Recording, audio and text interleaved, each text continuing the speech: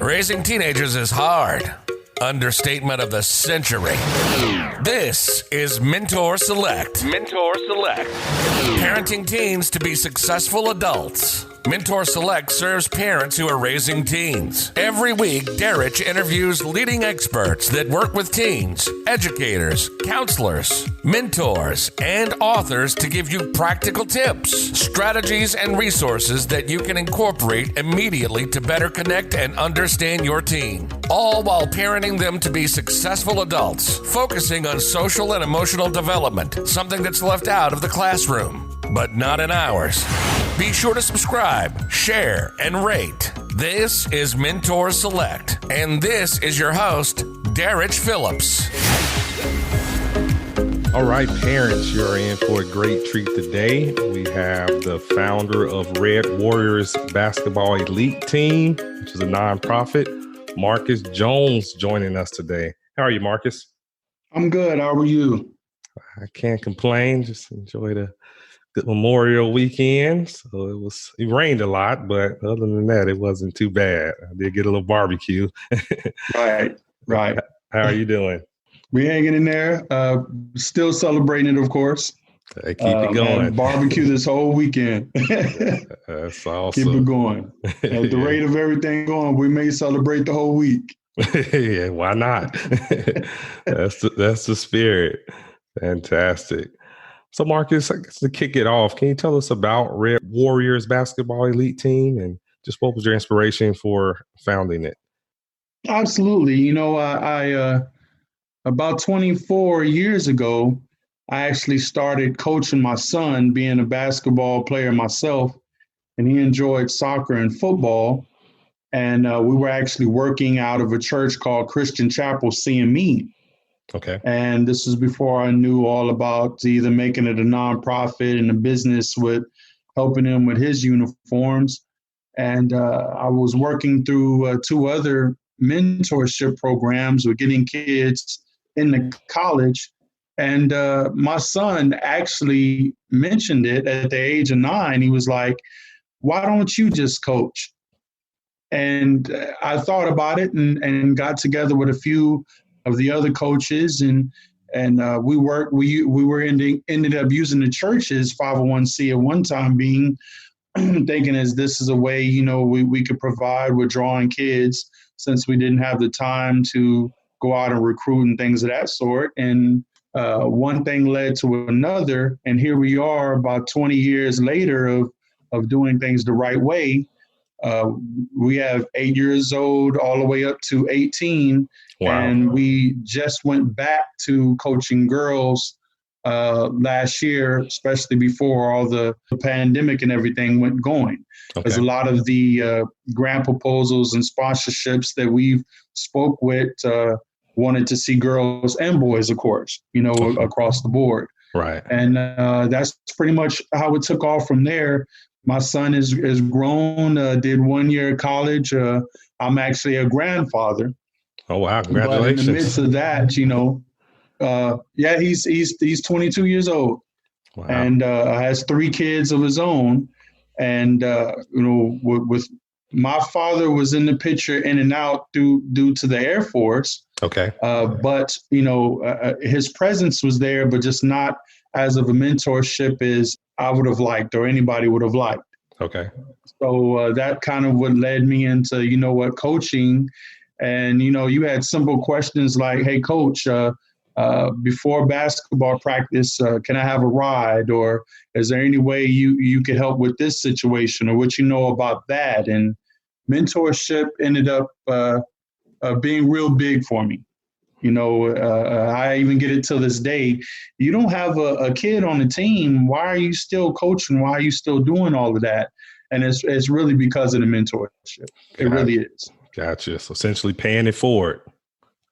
That's right. Absolutely. Yeah. That's something I totally can relate to. I started off playing basketball. That was my first love, but didn't grow as fast. So I ended up transitioning to track, and I was really good at track. And certainly my track coach, he was a major father figure in my life in terms of mentorship and on and off the track. So I try to do the same today as paying it forward. So I guess for the listener, especially maybe those single moms out there, kind of put in context for them, like what role a coach plays in their athlete's life, even outside of the sport itself, like in that mentorship role. What all does that entail? And to be honest with you, and I love the fact that you said that. There's a lot of parents that look at coaches to play daddy. And what it really boils down to it really boils down to the coach. I've been told quite a few times, your players have wonderful personalities and they're on the right track and they follow behind you as the coach.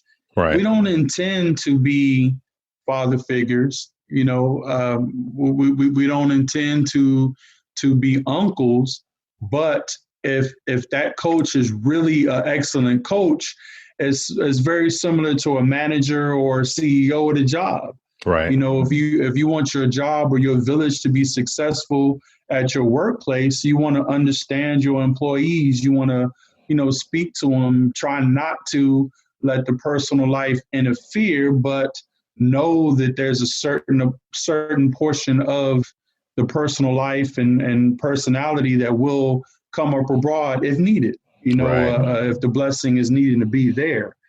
But what I would like for a lot of the mothers and parents to understand is these basketball teams, AAU, coaches, teachers, we can't take the place of the parents. Right. We're here to help guide. We're here to be that part of that village, that part of standby. And I've had my few of a few single mothers that would drop their kids off, and it's now all of a sudden Red Warriors Elite is a daycare.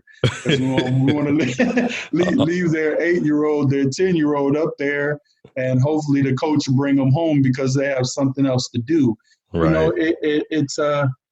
I could sit here and speak on 2 or 3 hours on that specific subject alone, but it's a factor of working together. If they're a really good coach, a really good manager, a really good role model, they know how to intertwine everything. We've seen some coaches that actually took their kids and based the whole team around their kids. We've seen some coaches that are there for the money. Right. We've seen and played against with them all. Yeah. So, but you really have to establish that relationship with that coach, because that coach or that teacher, or when you go to work, that manager or that boss is going to be the person that you're going to be spending, or your kids are going to be spending 40 to 50% of their time with. Absolutely. And just like you said, that village is everything. We're just part of that village. Right. Yeah.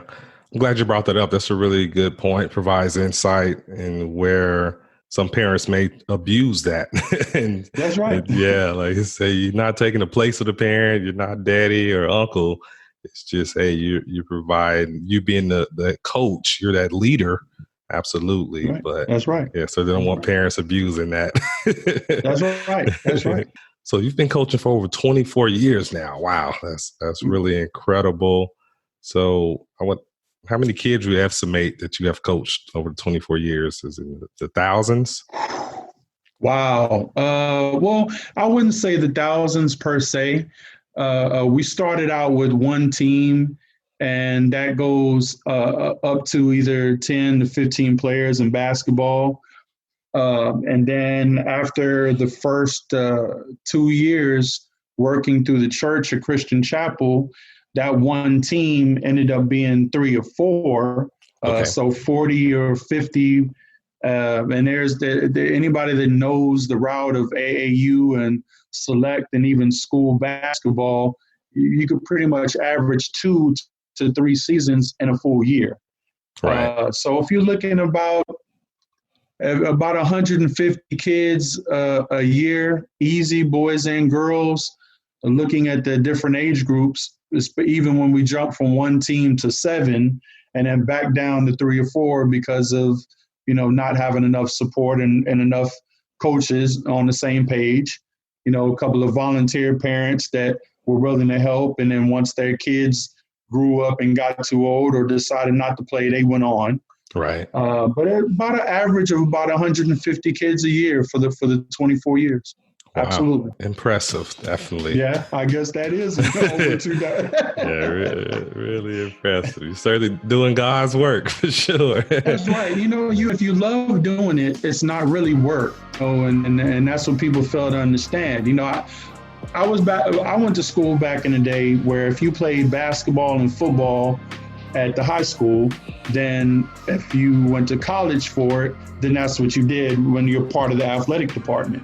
Right. And to give just a small part of my background, since Dad was in the Air Force and my mother was a background singer, all I've ever known was music and basketball. I actually played football and basketball, but obviously the love was basketball. I had a basketball scholarship graduating from Brackenridge High School in San Antonio, and went over to the East Coast and ended up playing football, waiting for basketball season to roll around. And obviously there's where the injuries came abroad. The knee went out, lost my basketball scholarship, and I was able to finish my degree with my music scholarship in choir. Okay. So I have a bachelor's in music and video business. So my initial job was being an audio engineer, or as some folks say, a DJ. But I prefer the sound man, working the microphones. I don't really, I haven't really dealt with a lot of wedding receptions too often lately because of the cost effective motion. But in the midst of doing that, it was like, look, showing my own kid, hey, there's more out there. Your education comes first, and it should have come first in the first place. And then teaching other kids, and some of the other boys responded a lot better, and they actually needed that. And some of the boys actually had coaches that weren't even coaching. They were doing what they were taught, which was relying on their natural talent, right, without working on the mental and the emotional part of the coaching, as well as the physical and the techniques. And, everything just kind of placed together, just like Tetris or a puzzle. Yeah, really good insight. And brings up the point that, you don't want to put all your eggs in one basket. That's right. So, your story highlights that you have something else you can fall back on the academic side where, you got to diversify. So it's reassuring to know that you're teaching your athletes that. Tell us more about the importance of that, focusing on not just the athletic skills, but also the mental and emotional development when coaching youth. Well, I think with a lot of negativity in this world, I really do think that a lot of teachers and a lot of coaches need to stress that there has to be a balance. Right. The question that I get from like for my 3 seniors that I have this past season, is why? Why do we have to do this? Why do we have to go through that? I had a friend of mine that got shot in gang violence, just to, for just place an example out there. Right. Why did he have to get shot? Why did God take his life away? Look, if we understand as coaches and teachers and parents that our job is to guide. If we don't have a balance in our life, then obviously it's very difficult for us to mentor and teach a balance in someone else's life. Right. Lead by example. Oh, absolutely. But, and the crazy part about it is, like I said, my parents did what they could growing up, but I was basically raised by my grandparents on both sides. Okay. And the first thing, my grandmother would say is, look, you're going to go through bad stuff, suck it up. And then she explained why. Not too many grandparents explained why. Usually they were like, just shut up and take it and keep going. Because I said so. Because I said so. Right. And that's, I had the luxury for my grandmother, Georgia, to actually say, hey, look, suck it up. And let me tell you why. You're going to learn from it. Right. All of your experiences, good or bad, you're going to learn from it. What is going to make you a better person is how to turn that negative into positive, and always expect that there's going to be negative. So you'll know how to come through on the other end. Right. And that is the first education that I learned from her. This is from someone that had no education, was working as a maid for years, and she died as a maid, and she taught herself how to read and write. Wow. And that education, the way I worded it just now, was because I learned the same thing through some of my coaches, through some of my mentors, through some of my teachers, through some of the good pastors that I went through. Right. It has to be a balance. And if you set yourself in a balance, if you have a parent that knows how to balance, have a teacher that has the balance, has the coach that have that balance, that child will be very well off. Yeah, that's some great synergy. They're all working together. That's right. That's right. Absolutely. I think this is a very valuable lesson for the parents listening, where, like you said, typically from a parent standpoint, it's like, I shouldn't have to explain why. I just tell them to do what you're doing. But how you really highlight is kids, they're not robots. We're wired to want to understand why we're doing what we're doing. That's and right. For a parent to really explain that, as long as the kids not being disrespectful, they're just curious. They want to know, hey, why? They and for want the to parent, know. to take the time to explain it, they're going to learn as a result. That's right. So yes, a really good lesson. Especially if you're the type of parent that is guiding your child to be independent at an early age. Right. You know, hey, I have to go to work. They have to be able to go to the kitchen and cook. You asking me for some money to go get a tattoo. I don't need to pay you that.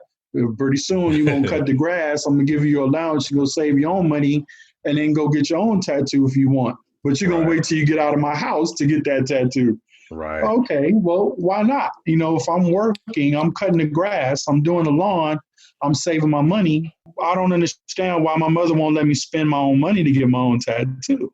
Right. I've heard it. I've heard a lot.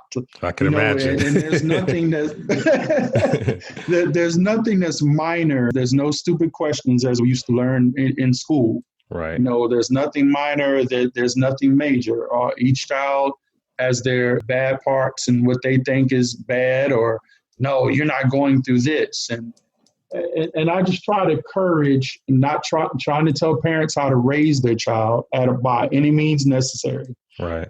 But just trying to explain, even if you said, look, I'm saying no right now, and I will try to explain it to you later of why I'm telling you no.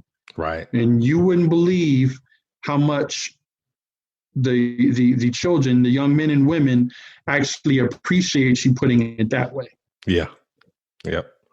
It's not what you say, it's how you say it. And yeah. That's right. That's right. You know, and I've got it on both ends. I've had some young gentlemen that hey, coach, you know, can I call you and speak with you a little bit? I don't understand why this is going. And I don't try to say, hey, look, I don't understand what your mother and parents are doing. Here we go again. But what's wrong with sitting your mother down? Or why not, you know, hey, Mom, can I take you to lunch? Or setting, you know, creating that atmosphere to where, you know, you could say, look, you said if I saved my money, I could spend it on whatever I would like. Now that we're both calm without arguing at each other while you have some time, may I ask, how come I can't spend it that way? Or why do you feel like this is necessary? Yeah. You know, it's been some good results of about 85%. There's always that 1 or 2. But yeah, there's exceptions. There's always exceptions to the rule. Always. Everybody said that 1, but I've seen a little bit more than 1. But no, that's really good insight, because a lot of times I'm interviewing experts like yourself who work with youth. We focus more so on, hey, the parents need to have those lines of communication open. But I like how you said it can go both ways, where the actual teen can arrange to open those lines of communication, can be proactive. And like I say, take mom to lunch, or That's Just make right. sure. That's right. Yeah, I like that a lot. I can see how that I can be mean, really effective. and for me, the way I was taught, it was pretty much of changing that mindset or that thought process in the kid. It's still keeping them independent. You know, we learn when we go to a job interview, you know, and we call back later, or they say, well, we'll give you a call. We learned through elimination process, call that job. Right. You know, So that hey, take that initiative.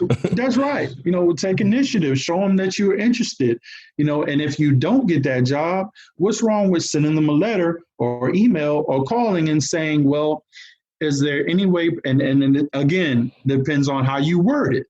You know, you don't want to walk in chewing gum and be like, how come I don't get this job? What Right. I'm better than that person you just hired. No. Is there any way possible you can tell me why I didn't get the job so that I may use that for the next job? You know, the Right. education, that thought process. You know, it's the same thing. Sitting mom down when she's relaxed. She might get ready to watch her show. Mom, can I talk to you before your show comes on? You know, or something like that, rather than, oh, well, I don't understand why I can't spend my own money and then take off storming. Yeah. You know, it's changing that thought process on how to approach things to benefit whatever their situation is. Yeah, I love that. And it really just boils down to parents teaching their kids to be independent and be critical thinkers. And that's right. Yeah. That's right. Those are valuable life skills that they're going to need. Absolutely. Why do we have to wait to get a job to teach it to these young gentlemen? Right. When they're going to these colleges, it's the same thing. If I'm going to that, how come I didn't get the scholarship that I asked for? Right. You know, a coach might say, well, I could give you more of a scholarship in academics, but that's not the scholarship that you filled out. You know, you never know. You know, football, am I not tall enough? Am I not big enough? You'll never know how to improve yourself if you don't know which questions to ask. And just like we were taught, it starts at home first. Right. As coaches and teachers, we could help as much as we can, but it starts at home with the parents. Definitely. Absolutely. So moving on to everything's going on now, COVID-19. How are your athletes handling this pandemic? Something they've never experienced before. Yeah, well, I have to practice what I preach. So I actually have a couple of dumbbells and 2 water gallons. But again, you know, I've had some parents during the school year. Oh, I'm so tired of this specific teacher, coach. I'm tired of this coach at the school, and I wish I had the time to homeschool. Well, be careful what you wish for. You already know where I'm going with it. Yeah. Now you have all the opportunities there is to homeschool. And my phone has been blowing off the hook. Okay, coach, in this basketball season, I cannot wait for school to start, some sort of school. I can't do this home coaching stuff as we thought we were going to. It's been hilarious. Teachers and coaches make it look easy, but it's not. That's right. That's right. You know, that's good or bad, however you want to take it. But now you see when we, on the opposing end as well, I actually spoke to a teacher. And the first thing she said was, sure, I miss my kids, but I'm enjoying staying home and spending time with the family. Right. So I take all of that in consideration and making do. We've had a couple of the college kids that come back whenever they have a break to help teach us with our personal training. Okay. And one of them, Jacob Donahue, who's on his 3rd year of the University of Hobbs in New Mexico, and he's actually taken a break due to the pandemic. He's actually got a hold of a lot of our seniors and said, hey, look, we need XX amount of push-ups and pull-ups a day, and text me when you're done. Okay. Accountability. You know, such awesome. Jumping jack. Oh yeah, absolutely. I've been blessed, you know, and we've got a lot of boys that didn't make their college team. Some of them that ended up getting redshirted. Okay. A few freshmen that actually come back. But I mean, as soon as first thing they said, Coach, you wasn't kidding. You don't touch a basketball until 2 and 3 weeks before the first game. Yeah. And a lot of the conditioning or whatever the case may be, but they still take that conditioning because of that thought process and they bring it home with them. Right. And we have been blessed to have a lot of these college kids. It's about 4 of them that have come back on a regular basis, have touched base with a lot of the boys we have playing now, and trying to let them know, hey, look, when you're playing basketball, when you're working out on your own, when your parents are talking to other parents, you never know who's a scout. If you've got the next door neighbor that actually went to such and such college, you have to be presentable and do your workout at home and keep yourself healthy. That person may be able to refer you in the right direction. Right. Yeah. So we've been blessed. A lot of the boys that we've had, and that I've got three or four boys that have actually came to us, and they wouldn't play with another team, and they're like, "What did you do to these boys? they can't leave out of the house without doing 100 push-ups." I said, "I did not. All I did was help God and change their thought process of staying healthy." Even if you decide not to play basketball at the age of 40 or 50, you don't want to walk into the doctor's office and have them tell you anything. Yeah. So, that's the mindset now, basketball or not.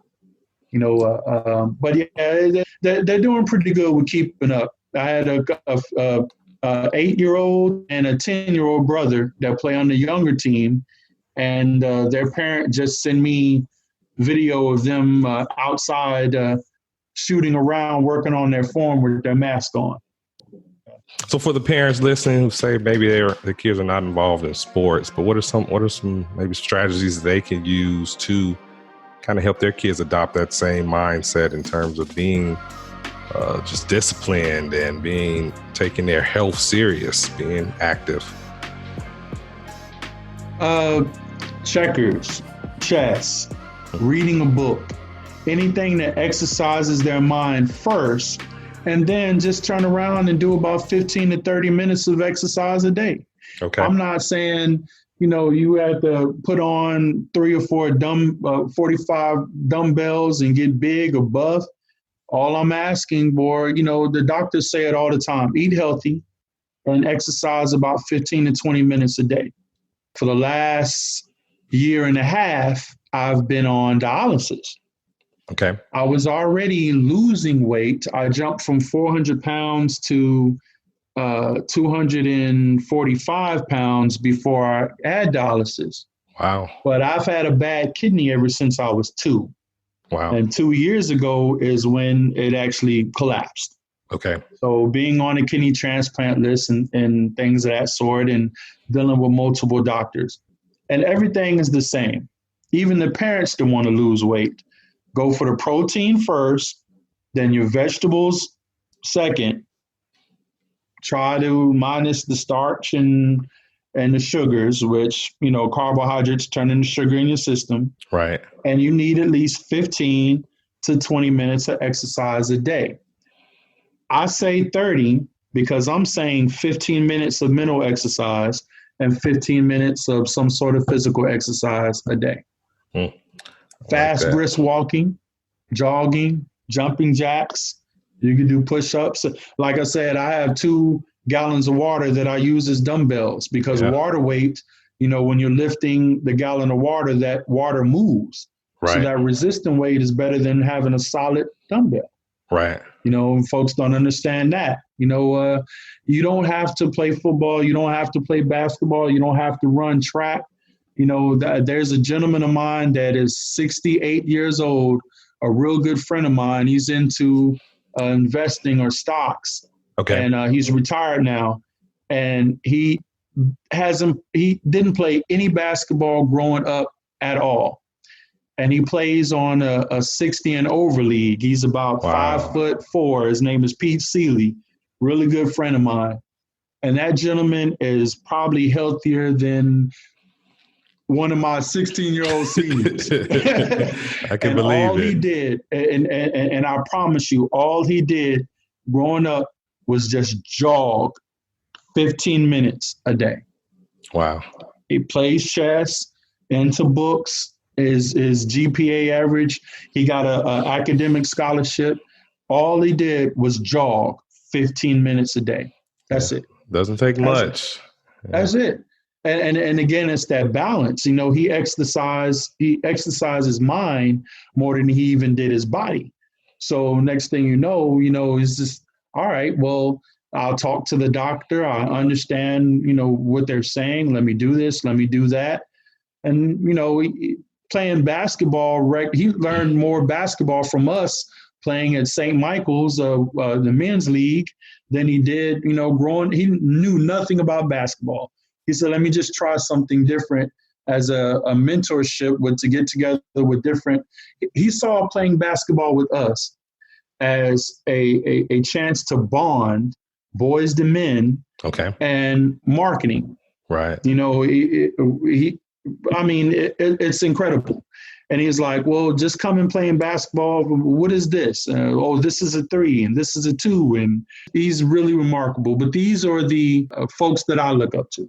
Wow.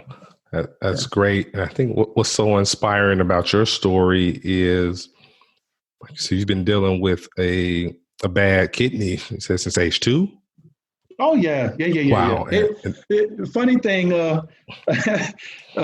2 years old, Manila, Philippines. Okay. I was born in the Philippines by way of Lackland Air Force Base. Okay. Yep. And, I try to cut the long story and put it in one, because I've heard a lot of folks said I should be working on a book by now. And I have Sounds like it. For sure. So my mother lied about her age. She was 16, but, when you're in the music business back then, you got to do what you got to do to try to get where you need to go. Definitely. Dad, of course, was in the Air Force, and he was up there. He has Queens, New York, blood in his veins. That's where he was born. Okay. And so anyway, age 2, I'd always wet the bed, and they couldn't figure out why, not giving me the liquids and the food after 6 p.m., as the old doctors used to think, and see if that helps. That still didn't work. And I would gain weight, and obviously that was water weight, as we found out later on. Okay. I was in Lackland Hospital, and this big old mouse came in with these balloons and had this funny looking smile on his face, big head, like Marcus, and I don't remember this, of course. This is what I was told, but what I do remember is that from then on, I did not like mice. Not Chuck E. Cheese. None of them. Mickey Mouse was horrible. Disneyland, traumatized. Get me away from that mouse, right? So obviously I learned to deal with it. I had to go and use the restroom, every other hour growing up. And, okay.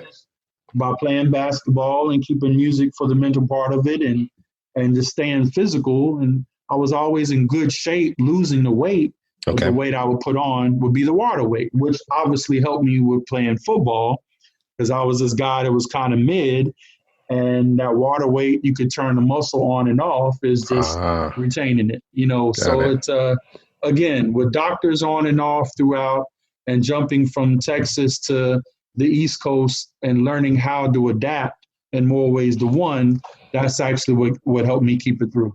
Yeah, that's truly inspiring. And I'm sure you inspire your athletes and everyone around you, because it's so easy to make excuses and say, well, I can't do this, I can't do that, because of you have a good excuse, but you're not using it as an excuse. You're using it as, hey, I just need to adapt, but I'm still going to serve. I'm still going to coach. I'm still going to do all these things to make an impact despite my health conditions. Absolutely. So, yeah, that's a prime example of leading by example, and really practicing what you preach. That's awesome. Right. That's right. Practice what I preached, what I've learned.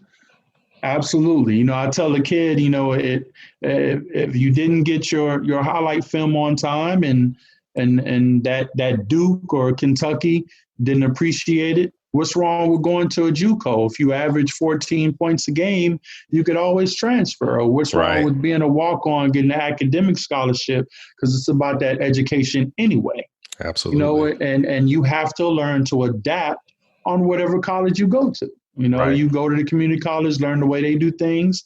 And let's say you do get traded to UTA or whatever the case may be, you're going to be that freshman and have to adapt all over the place anyway. It starts at a younger age, but that was one of the things that I was blessed with. That adaptability was, oh man, that came in handy. That is priceless.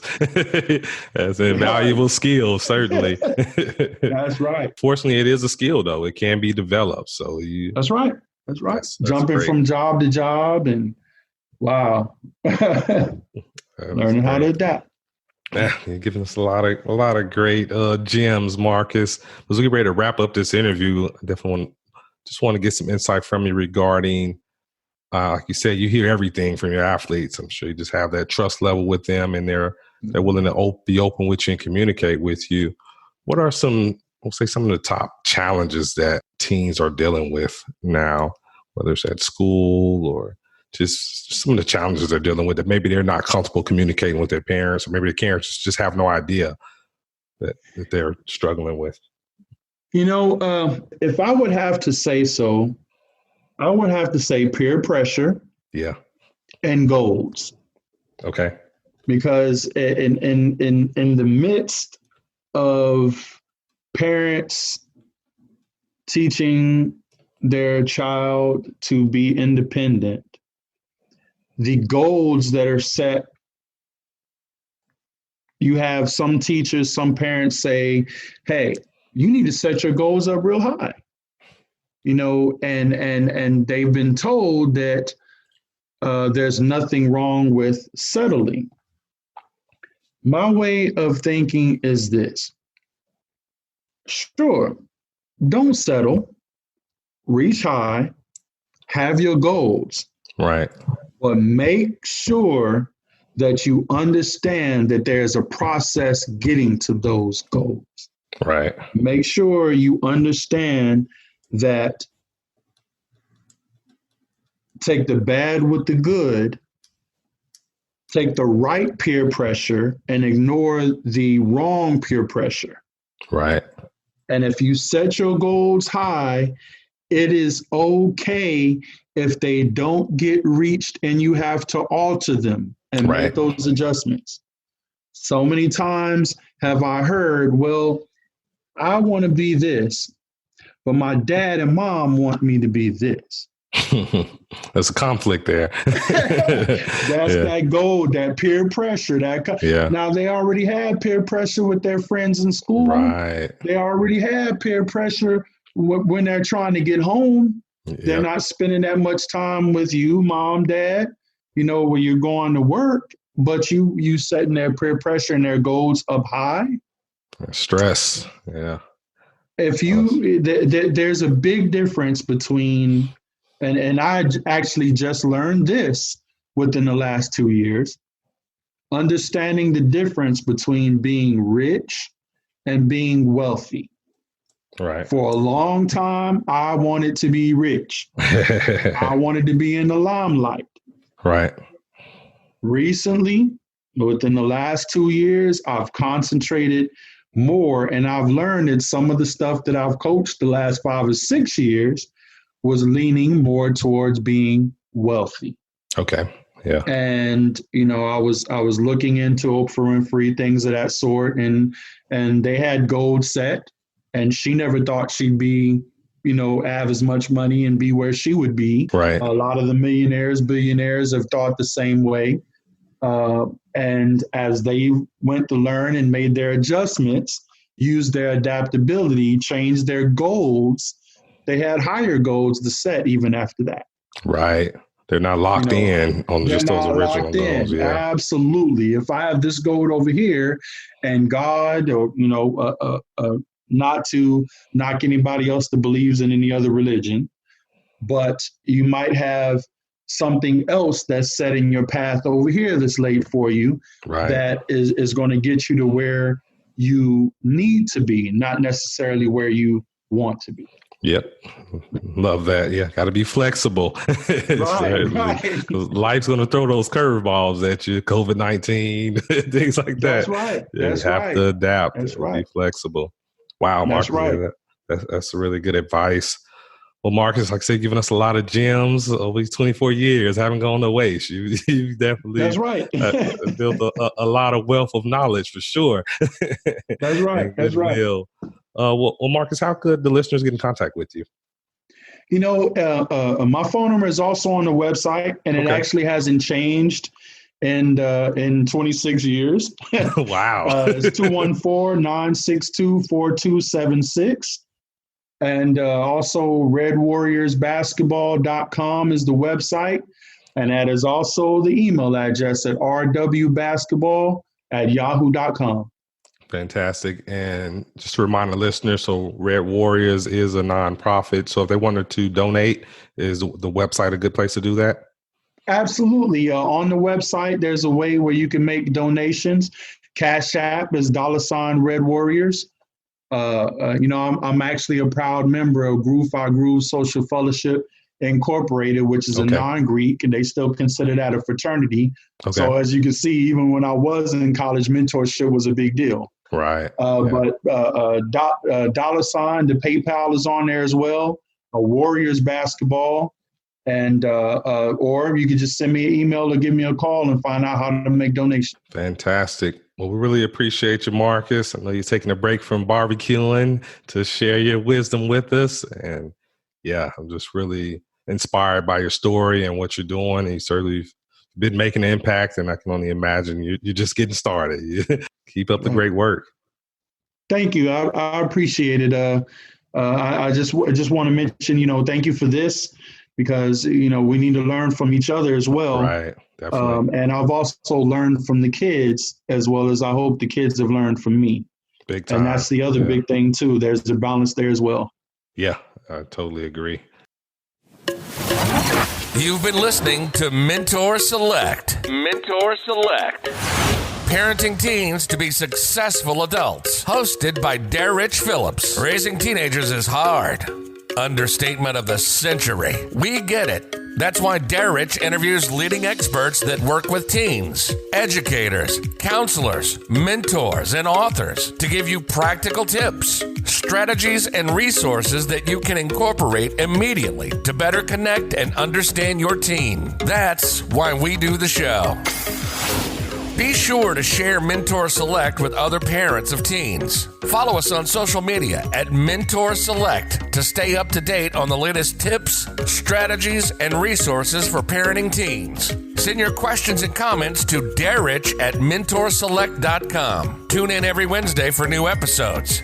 Till next time, this is Mentor Select.